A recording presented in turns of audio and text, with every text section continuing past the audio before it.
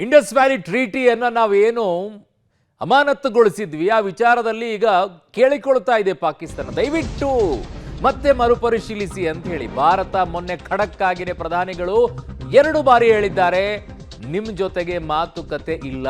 ಮಾತುಕತೆ ಮಾಡೋದಾದ್ರೆ 2 ವಿಚಾರ, ಒಂದು ಪಿಒಕೆ ಬಗ್ಗೆ, ಇನ್ನೊಂದು ಟೆರರಿಸ್ಟ್ ವಿಚಾರದಲ್ಲಿ ಅಷ್ಟೇ. ಇವೆರಡೇ ಬಗ್ಗೆ ಶಾಂತಿಯುತವಾದಂಥ ಮಾತುಕತೆಗೆ ಬರೋದಾದ್ರೆ ಇವೆರಡೇ ವಿಚಾರ, ಇನ್ಯಾವುದೂ ಇಲ್ಲ. ಸೊ ಈಗ ಭಾರತ ಬಯಸ್ತಾ ಇದ್ದಿದ್ದು ಇದನ್ನೇ, ಅಂಗಲಾಚ್ಕೊಂಡು ಬರಬೇಕು, ಅವರು ಕೇಳ್ಕೊಳ್ಬೇಕು, ಒದ್ದಾಡಬೇಕು. ಈಗ ಪಾಕಿಸ್ತಾನ ನೀರಿಗಾಗಿ ಅಂಗಲಾಚಿ ಕೇಳ್ತಾ ಇದೆ, ದಯವಿಟ್ಟು ಇದನ್ನ ಇನ್ನೊಂದ್ಸಲ ಮರುಪರಿಶೀಲಿಸಿ ಅಂತ ಹೇಳಿ. ಯಾಕೆ ಮರುಪರಿಶೀಲಿಸಬೇಕು ಇವರಿಗೆ? ಅಲ್ಲಿ ಅವ್ರು ಕೂತ್ಕೊಂಡ್ಬಿಟ್ಟು ಶಿಮ್ಲಾ ಅಗ್ರಿಮೆಂಟ್ ಅನ್ನ ಅವ್ರು ತಮ್ಮ ಅಮಾನತ್ ಮಾಡಿದ್ರಲ್ವಾ, ಇನ್ಮೇಲೆ ಇಲ್ಲ ಅಂತ ಹೇಳಿದ್ರಲ್ಲ. ಶಿಮ್ಲಾ ಅಗ್ರಿಮೆಂಟು 1972 ಆದಂಥ ಶಿಮ್ಲಾ ಅಗ್ರಿಮೆಂಟ್ ವಿಚಾರದಲ್ಲಿ ಪಾಕಿಸ್ತಾನ ತಗೊಂಡ ನಿರ್ಣಯ ಏನು? ಯಾವ ಶಾಂತಿಯುತವಾದಂಥ ಮಾತುಕತೆ ಇಲ್ಲ, ಯಾರು ಕೂಡ ಸೀಸ್ ಫೈರ್ ಅನ್ನು ಉಲ್ಲಂಘನೆ ಮಾಡೋಂಗಿಲ್ಲ ಅಂತೇಳಿ ಅವತ್ತು ತಗೊಂಡಿದ್ದಂಥ ಡಿಸಿಷನ್. ನನ್ನ ಸಹೋದ್ಯೋಗಿ ಈಗ ಪೊಲಿಟಿಕಲ್ ಬ್ಯೂರೋ ಹೆಡ್ ಆಗಿರುವಂಥ ರವೀಶ್ ಸಂಪರ್ಕಕ್ಕೆ ಸಿಗ್ತಾ ಇದ್ರೆ. ರವೀಶ್, ರಾಜತಾಂತ್ರಿಕವಾಗಿರುವಂಥ ಹೆಜ್ಜೆಯನ್ನು ಇಟ್ಟಿರುವಂಥ ಭಾರತ ಪಾಕಿಸ್ತಾನವನ್ನ ಮಣಿಸೋದ್ರಲ್ಲಿ ಮತ್ತೊಂದು ಬಾರಿ ಯಶಸ್ಸನ್ನ ಕಂಡಿದೆ ಅನ್ನೋದು ಈ ಪತ್ರದ ಮೂಲಕವಾಗಿ ಗೊತ್ತಾಗುತ್ತೆ.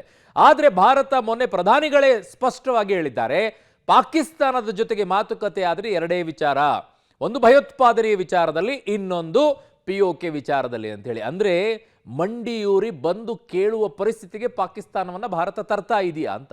ಅರುಣ್, ಖಂಡಿತವಾಗಿಯೂ ಕೂಡ ಸ್ಪಷ್ಟವಾಗಿ ರಾಜತಾಂತ್ರಿಕ ಸರ್ಜಿಕಲ್ ಸ್ಟ್ರೈಕ್ ನಿರ್ಬಂಧ ಏನಿದೆ ಅದು ಯಾವುದೇ ಕಾರಣಕ್ಕೂ ಕೂಡ ಒಂದು ರೀತಿಯಲ್ಲಿ ಅದನ್ನು ಸಸ್ಪೆಂಡ್ ಮಾಡಲ್ಲ, ಮತ್ತೆ ರಿಓಪನ್ ಮಾಡಲ್ಲ ಅಂತ ಕೂಡ ಪ್ರಧಾನಿ ನರೇಂದ್ರ ಮೋದಿ ಅವರು ಸುಳಿವು ಕೊಟ್ಟಿರ್ತಕ್ಕಂಥದ್ದು. ಒಂದು ಮಾತನ್ನು ಹೇಳಿದರು, ವಾಟರ್ ಮತ್ತು ಬ್ಲಡ್ಡು ಎರಡೂ ಕೂಡ ಒಟ್ಟಿಗೆ ಹರಿಯೋದಕ್ಕೆ ಸಾಧ್ಯನೇ ಇಲ್ಲ ಅಂತ.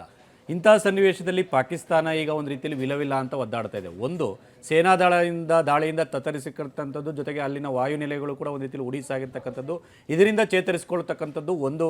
ಆದರೆ ಇನ್ನೊಂದು ಕಡೆ ಆರ್ಥಿಕವಾಗಿಯೂ ಕೂಡ ಪಾಕಿಸ್ತಾನ ಒಂದು ರೀತಿಯಲ್ಲಿ ವಿಲವಿಲ ಅಂತ ಒದ್ದಾಡ್ತಾ ಇದೆ. ಯಾಕೆಂದರೆ ಈ ಒಂದು ಸಿಂಧೂ ನದಿ ಜಲಾನಯ ಪ್ರದೇಶದಿಂದ ಸುಮಾರು 154 ಮಿಲಿಯನ್ ಎಕರೆಗೆ ನೀರನ್ನು ಪೂರೈಕೆ ಮಾಡ್ತಾಯಿದ್ರು. ಅಂದರೆ ಈ ನೀರಿನಲ್ಲಿ ಸುಮಾರು 93ರಷ್ಟು ನೀರಾವರಿಗೆ ಬಳಸ್ಕೊಳ್ತಾ ಇದ್ರು, ಕೃಷಿ ಬೆಳವಣಿಗೆಗಾಗಿ ಈ ನೀರನ್ನು ಮೂಲ ಆಗಿತ್ತು. ಹಾಗಾಗಿ ಇದು ಆರ್ಥಿಕತೆಯ ಮೇಲೂ ಕೂಡ ಪರಿಣಾಮ ಬೀರುತ್ತೆ.